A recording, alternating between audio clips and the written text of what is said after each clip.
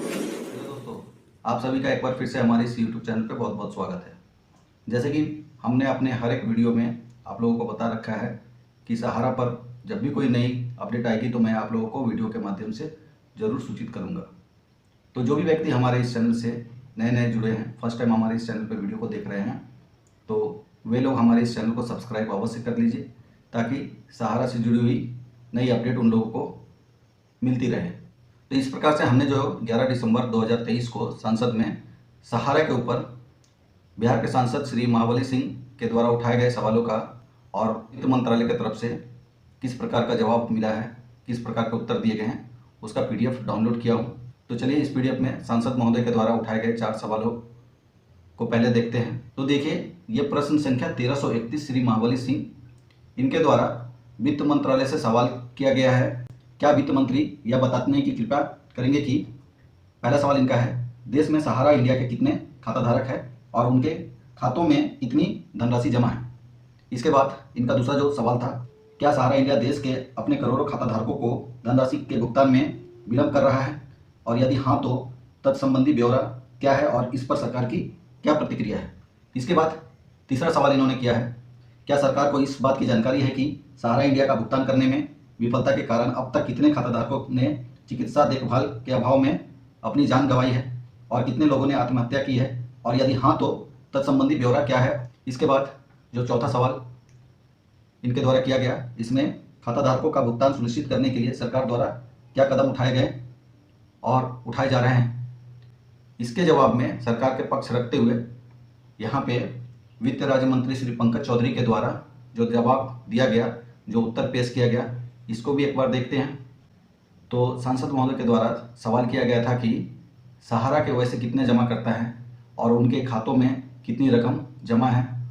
तो उसका उत्तर देते हुए सरकार के वित्त मंत्री श्री पंकज चौधरी ने सबसे पहले बताया, सेबी द्वारा विनियमित सहारा की इकाइयों में निवेशकों की संख्या का ब्यौरा नीचे तालिकाओं में दिया गया है। सेबी ने ऐसे 3 कंपनी, सहारा के ऐसे 3 कंपनी हैं जिसका आंकड़ा पेश किया है यहाँ पे, जिसमें पहला company Sahara India real estate corporation limited.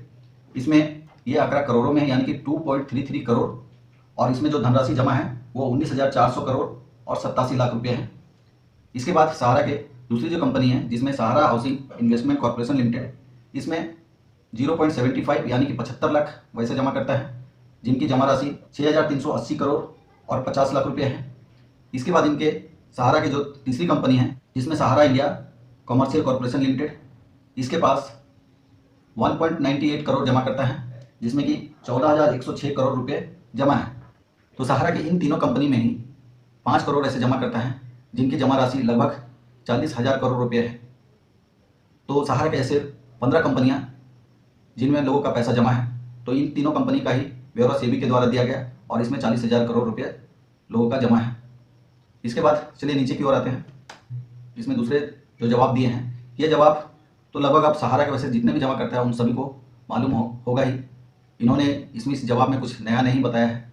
इसमें बताया गया है कि उच्चतम न्यायालय के दिनांक 31/8/2012 के आदेश के अनुसार Sahara India real estate corporation limited और Sahara housing investment corporation limited और उनके प्रबंधकों तथा निर्देशकों द्वारा आदेश जारी होने की तारीख से 3 महीने की अवधि के भीतर सेबी के पास कुल 25,781.37 करोड़ रुपये की राशि जमा करने का निर्देश दिया गया था। उच्चतम न्यायालय द्वारा पारित विभिन्न आदेशों और सेबी के दिनांक 13/2/2013 की कुर्की आदेश के अनुसार में 31/3/2023 तक की स्थिति के अनुसार सेबी द्वारा कुल 15,646.68 करोड़ रुपये, मूल राशि 25,781.37 करोड़ रुपये की तुलना में वसूली की गई है। तो सहारा की इन तीनों कंपनियों में घोटालों का भंडाफोड़ हुआ था, तो यह मामला उच्चतम न्यायालय में गया और उच्चतम न्यायालय ने 31/8/2012 को ही एक आदेश जारी किया था, जिसमें सहारा को 25,781.37 करोड़ रुपये सेबी में जमा करने के निर्देश दिए थे। उच्चतम न्यायालय के आदेश के बावजूद भी सहारा के निर्देशकों द्वारा केवल 15,646.68 करोड़ रुपये ही सेबी के अकाउंट में जमा कराए गए, सहारा सेबी फंड में जमा कराए गए। इसके बाद 13/2/2013 को कोर्ट की तरफ से कुर्की के आदेश दिए गए, जिसके बाद सेबी में जो सहारा के पैसे जमा थे उस पैसे को होल्ड कर दिया गया और 31/3/2023 को यह पैसा ब्याज को मिलाकर कुल 25,781.37 करोड़ रुपये सहारा सेवी फंड में जब्त कर ली गई। इसके बाद इन्होंने आगे जवाब में बताया कि माननीय उच्चतम न्यायालय ने सेबी को यह भी आदेश दिया कि वह भुगतान के साक्ष्य और तौर पर दस्तावेज प्रस्तुत करने और SIRECL तथा SHICL द्वारा प्रस्तुत दस्तावेजों की प्रति जांच करने के बाद SIRECL और SHICL के बॉन्ड धारकों को ब्याज सहित राशि का भुगतान करे। तदनुसार सेबी ने विभिन्न प्रेस विज्ञप्तियों और विज्ञापनों के माध्यम से रिफंड के लिए आवेदन आमंत्रित किए। उच्चतम न्यायालय द्वारा सेवानिवृत्त BN अग्रवाल द्वारा की गई सलाह और प्राप्त आवेदनों के वैधीकरण के आधार पर सेबी ने 17,526 पात्र बॉन्ड धारकों को कुल 138.07 करोड़ रुपए की राशि वापस की है। सेबी ने इस मामले में उच्चतम न्यायालय से आगे के निर्देश की मांग करते हुए दिनांक 21/12/2021 एक अंतर्वर्ती आवेदन दायर किया है। इस मामले की सुनवाई के लिए एक विशेष पीठ का गठन किया गया है। इसके बाद इन्होंने अगला जो जवाब दिया है वो इस प्रकार है। सेबी ने अपने दिनांक 31/10/18 के आदेश में सहारा इंडिया कॉमर्शियल कॉर्पोरेशन लिमिटेड और उसके निवेशकों को अपने बॉन्ड धारकों को एकत्र किए गए धन को वापस करने का निर्देश दिया। इस आदेश का प्रवर्तन प्रतिभूति अपीलीय अधिकरण और माननीय उच्चतम न्यायालय में न्यायाधीश है। तो आप लोगों ने देखा कि सरकार की तरफ से एक प्रकार की जवाब आ रही है। एक ही प्रकार के सरकार के जितने भी मंत्री हैं, सरकार के जितने भी लोग हैं, वो एक ही तरह की रटी रटाई जवाब दे रहे हैं। और जब इन 3 कंपनियों में ही लगभग 40,000 करोड़ रुपए बकाया है, तो बाकी सहारा के जो कुल 15 कंपनियां हैं, उन सभी कंपनियों का बकाया रकम कितनी होगी। और सेबी के पास कुल 25,000 करोड़ रुपये ही सहारा के जमा है।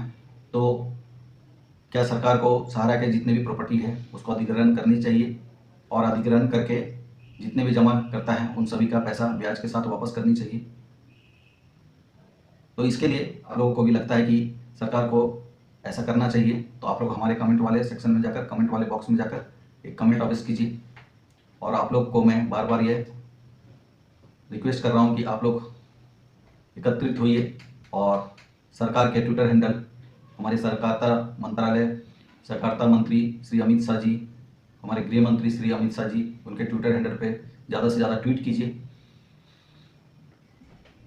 क्योंकि सरकार की तरफ से इस पर इतना पॉजिटिव रिस्पांस दिया जा रहा है, ये तो आप लोग देख ही रहे होंगे। उच्चतम न्यायालय के आदेश के बाद सेबी ने सहकारिता मंत्रालय को 5,000 करोड़ रुपए निर्गत किए। ये पैसे वैसे जमाकर्ताओं को भुगतान करने के लिए बोला गया जिन्होंने सहारा के 4 कंपनियों में अपने पैसों को इन्वेस्ट किए थे। इसके बाद सहकारिता मंत्रालय के द्वारा रिफंड पोर्टल और रीसबमिशन पोर्टल का खेल किया गया और उच्चतम न्यायालय के आदेश के बाद भी लोगों को पैसा नहीं मिल पाया और उच्चतम न्यायालय का जो डेडलाइन दिया गया था वो भी 29 दिसंबर को ख़त्म हो रही है। और इस अवधि के दौरान भी सरकार के या फिर सहकारिता मंत्रालय के द्वारा यह पैसा वैसे सहारा के जमाकर्ताओं को वापस नहीं किया गया। तो अब आगे क्या होगा इस पर कुछ कहा नहीं जा सकता। आगे सरकार कौन सी स्कीम लाएगी, कब तक भुगतान कर पाएगी, भुगतान होगा या नहीं होगा। आप लोग ज़्यादा से ज़्यादा इसके लिए सहकारिता मंत्रालय के हेल्पलाइन नंबर पर कॉल कीजिए। हमारे गृह मंत्री श्री अमित शाह जी, हमारे सहकारिता मंत्रालय के हेड श्री अमित शाह जी को उनके ट्विटर हैंडल पे ट्वीट कीजिए और उन्हीं से जवाब मांगिए, क्योंकि संसद से भी सरकार के किसी भी प्रकार के जवाब से किसी प्रकार की क्लैरिटी नहीं है। यहाँ पे भी अभी तक जो 2 मंत्रियों के द्वारा जवाब दिया गया है, उन दोनों के मंत्रियों के जवाब से लोगों को संतुष्टि नहीं मिल पाई है और इस जवाब से किसी प्रकार की कोई क्लैरिटी नहीं हो पाई है। तो आप लोगों को हमारा ये वीडियो अच्छी लगी हो तो आप लोग हमारे इस वीडियो को एक लाइक अवश्य कर दीजिए, वीडियो को ज़्यादा से ज़्यादा शेयर कीजिए और पहली बार अगर हमारे इस चैनल पे वीडियो देख रहे हैं तो हमारे इस चैनल को सब्सक्राइब भी अवश्य कर लीजिए और बेल आइकन को भी प्रेस कर दीजिए। धन्यवाद।